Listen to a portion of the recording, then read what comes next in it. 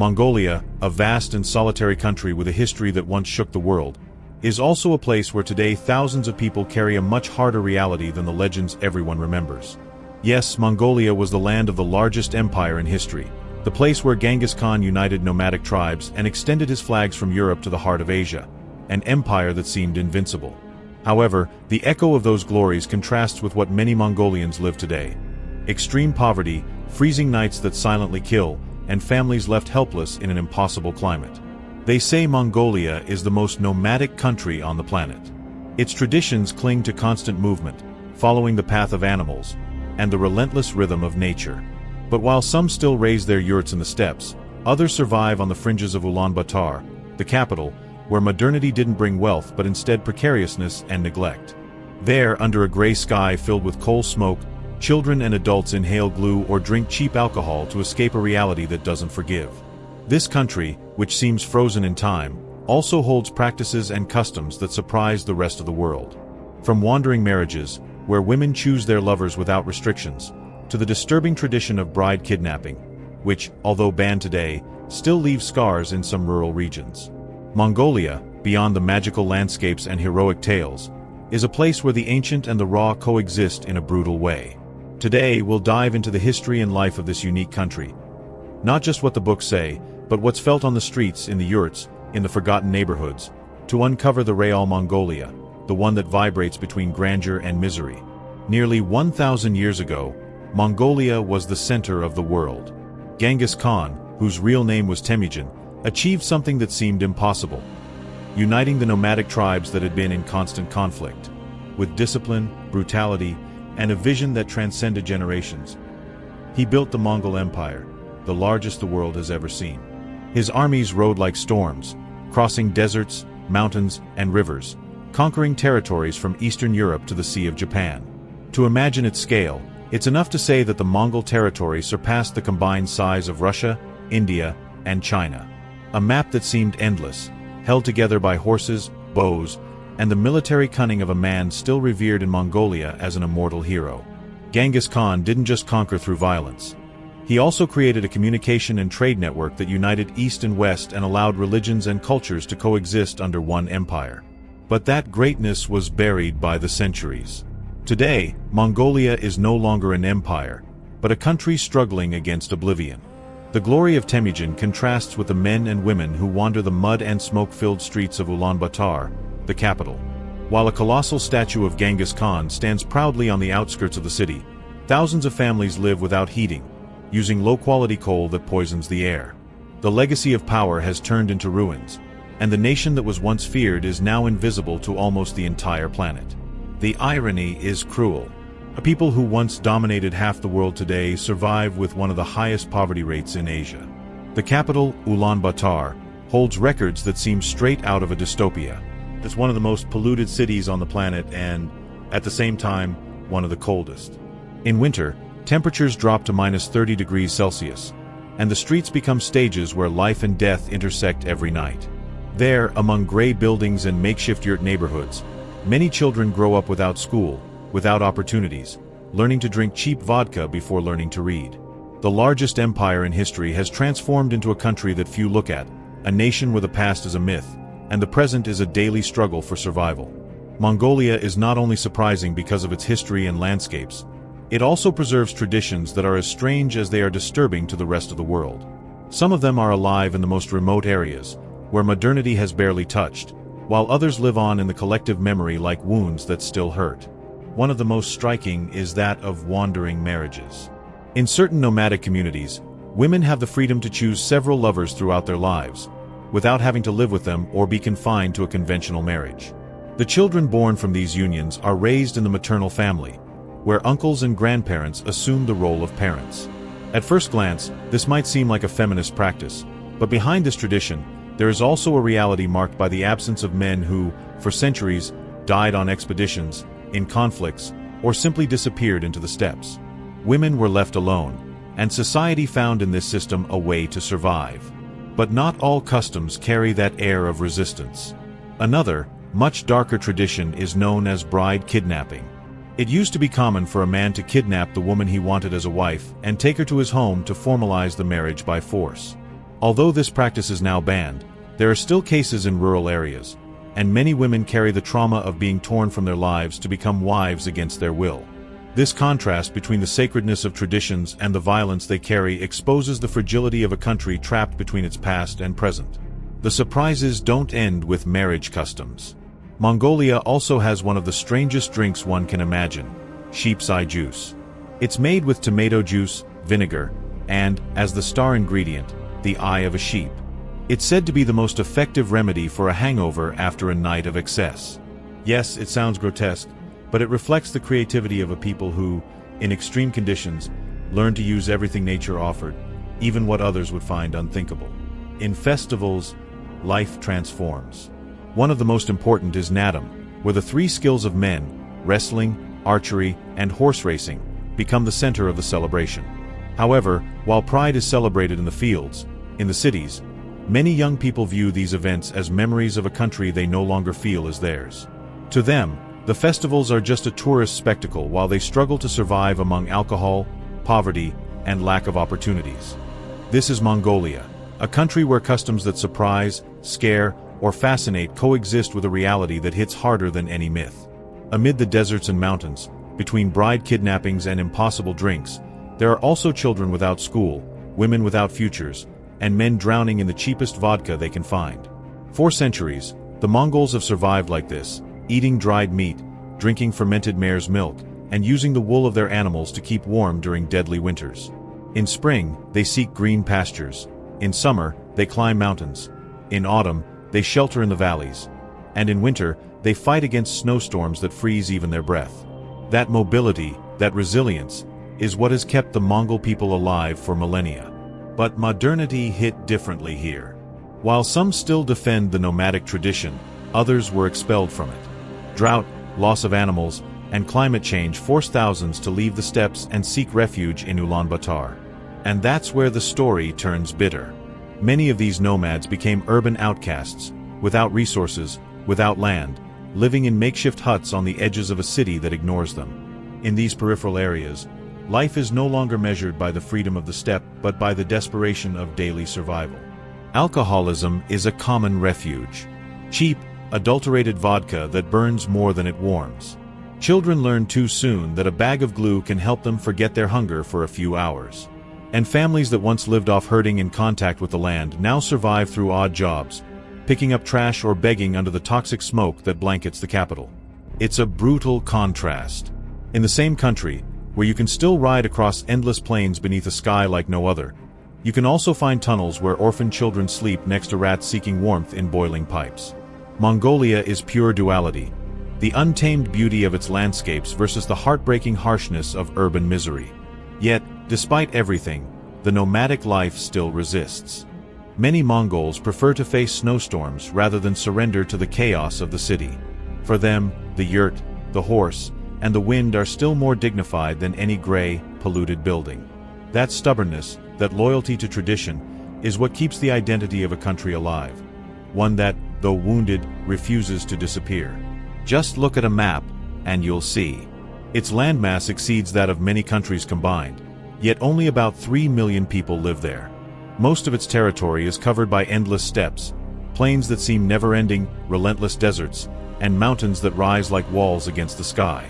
It's a place where nature rules, and where humans have had to learn to survive by its toughest rules. One of the most famous sites is the Gobi Desert. At first glance, it might seem like an empty landscape of dunes and dust stretching into the horizon. But the Gobi hides secrets that attract explorers and scientists from all over the world. Beneath the sand, some of the best-preserved dinosaur fossils on the planet have been found. Complete skeletons, petrified eggs, traces of creatures that roamed the Earth millions of years ago. What is now a barren desert was once a lush paradise full of life. However, for those who live there today, the Gobi is not a paleontological treasure, but a daily hell. Entire communities survive between sandstorms and endless droughts, tending to their animals on land that barely produces grass. Families depend on water they extract from distant wells, and when the climate turns harsh, when the winter cold and summer drought combine, they lose everything: animals, crops, and future. It's during these times that thousands of nomads leave the steppe and end up in the neighborhoods of Ulaanbaatar, swelling the capital's poverty belts. But not everything in Mongolia is desert. In the north, lakes contrast with the arid Gobi. One of the most famous is the lake they call the Blue Pearl of Mongolia.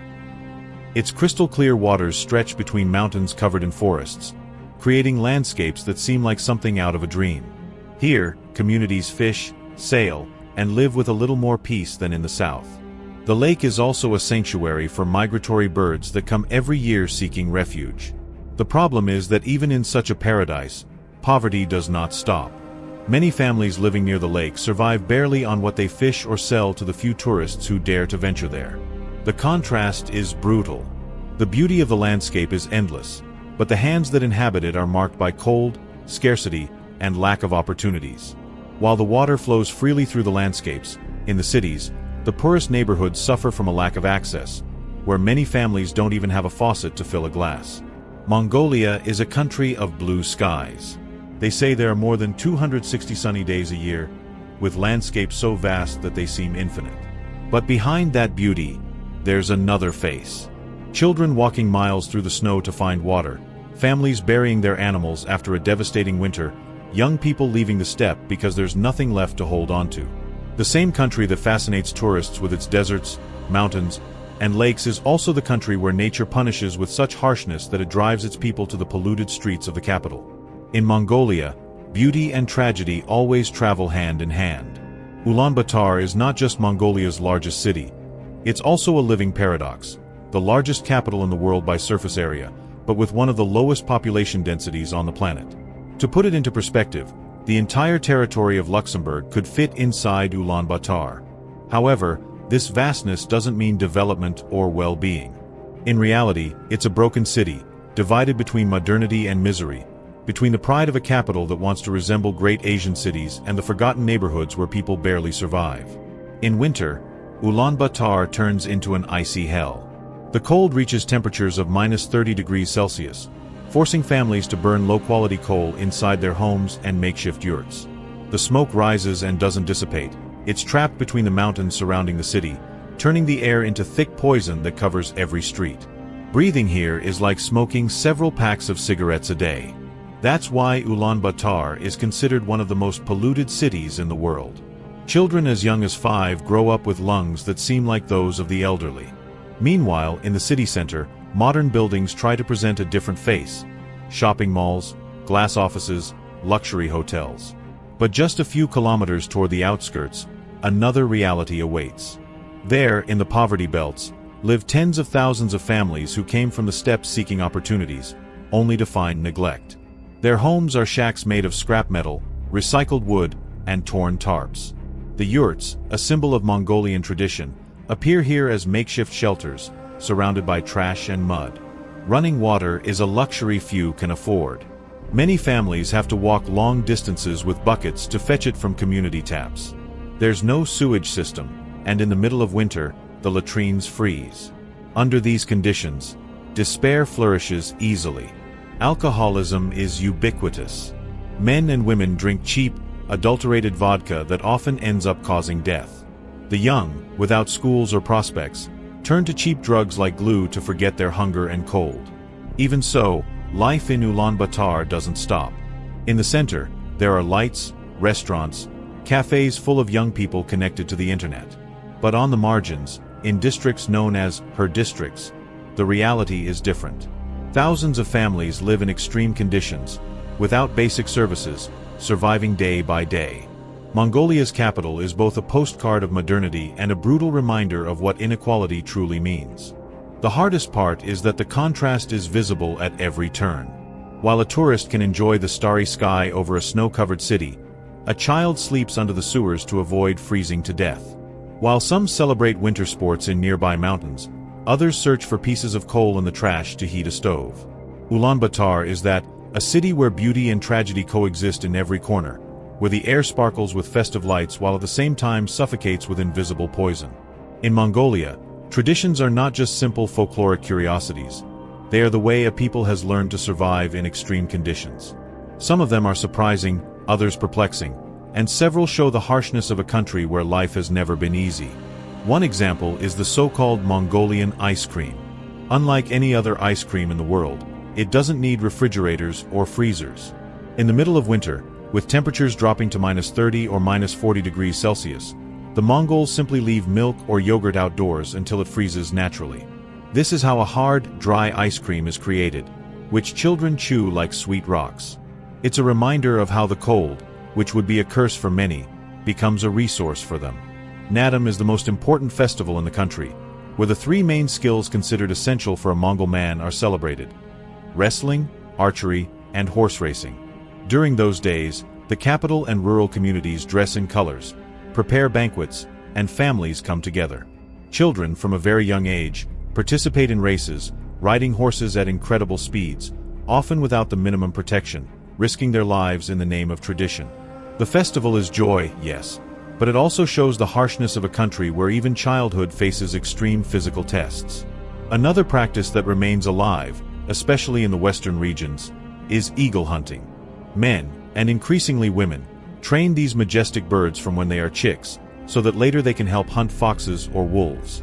Seeing a hunter with his eagle on his arm, covered in furs to withstand the cold, is like peering into an intact fragment of the Middle Ages.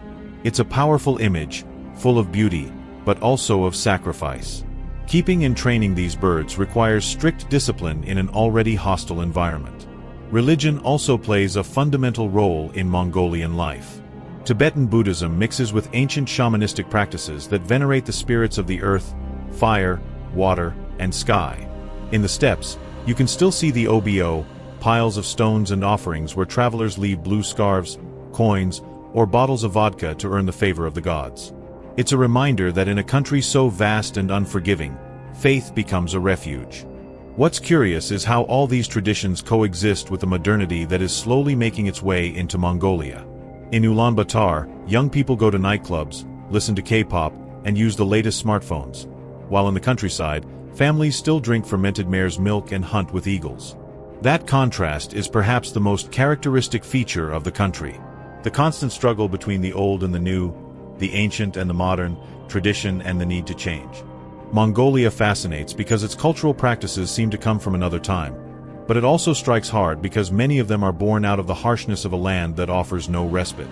What may seem picturesque to the visitor, for the Mongol is a matter of life or death, of identity and resistance.